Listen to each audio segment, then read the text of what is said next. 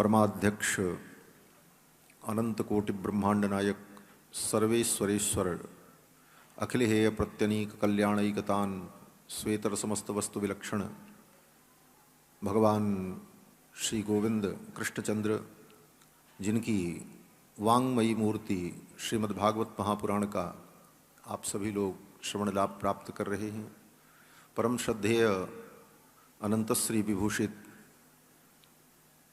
श्री रमण रेति के पूज्य महाराज श्री व्यासपीठ पर विराजमान परम श्रद्धेय अनंत श्री विभूषित पूज्य श्री भाई श्री जी, हमारे पार्श्व में विराजमान श्रद्धेय श्री गीता मनीषी जी, अन्यान्य समस्त वैष्णव भक्तजन,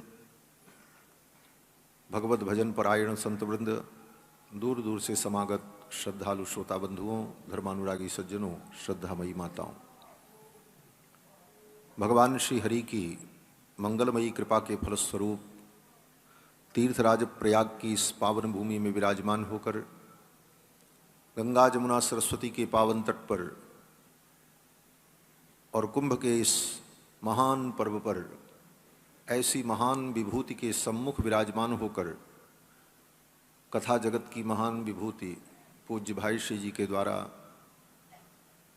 श्रीमद्भागवत महापुराण की पावन चर्चा आप सभी लोग श्रवण कर रहे हैं। ये महत् सौभाग्य है। जब जीव का भाग्योदय होता है, अनेक जन्मों के पुण्य प्रकट होते हैं, तभी ऐसा सुंदर सुअवसर प्राप्त होता है। भाग्योदयेन बहुजन्म समर्जितेन सत्संगमं च लभते पुरुषो यदा वै अज्ञान हेतु कृतमोह मदांधकार नाशम विधाय ही तदोदयते विवेकः। ऐसी सत्संगति, ऐसा सुअवसर भाग्योदय और पुण्य का परिपाक है। और श्रीमद्भागवत महापुराण की ये कथा, कृष्ण कथामृत, इस अमृत का कितना महत्व है पूज्य महाराज श्री ने आपको सुनाया होगा। इस अमृत को पाने के लिए देवता लोग अमृत कलश लेकर के आए।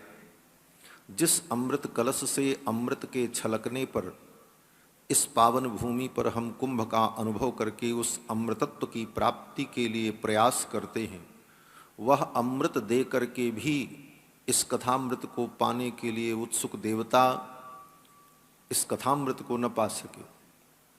व्यास जी महाराज कहते हैं, सुकम नत्वा वदन सर्वे स्वकार्य कुशलासुराः।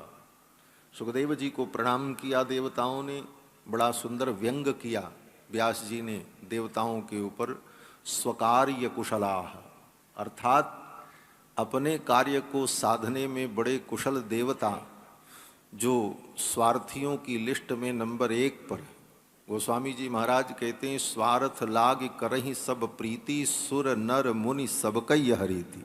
सुर को सर्वप्रथम रखा।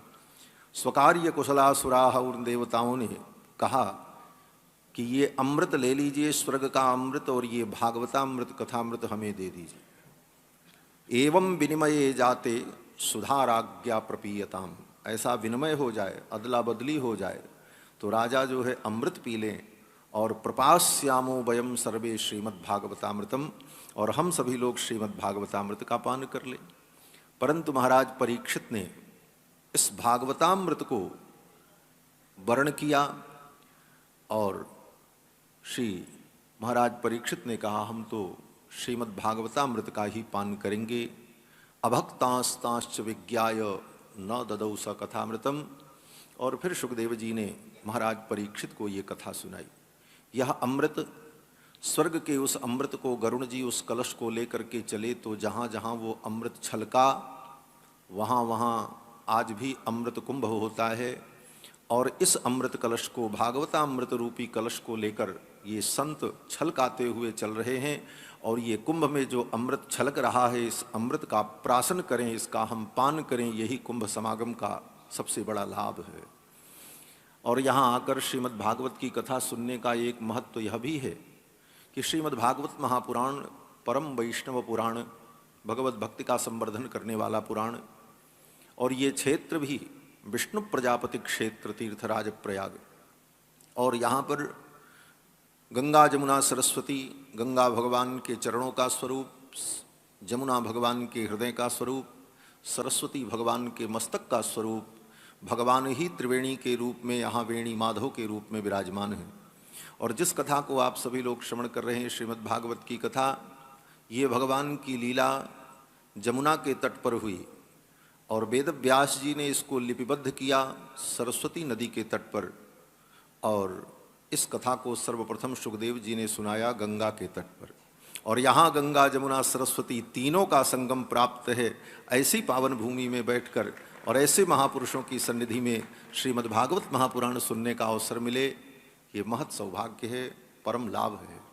और कथा में मैं विघ्न नहीं करूँगा। पूज्य महाराज श्री की वाणी सुनने के लिए सब लोग बैठे हैं। दास को महाराज श्री की आज्ञा भई तो दास ने 2 शब्द कहा। इन्हीं शब्दों के साथ वाणी को विराम, और फिर थोड़ी देर दास भी बैठकर कथा श्रवण करेगा। फिर कुंभ की व्यस्तता के कारण जाना भी पड़ेगा। बोलो श्री सीतारामचंद्र भगवान की जय। जय श्री राधे श्याम। त्रिवेणी की बहुत सुंदर अद्भुत व्याख्या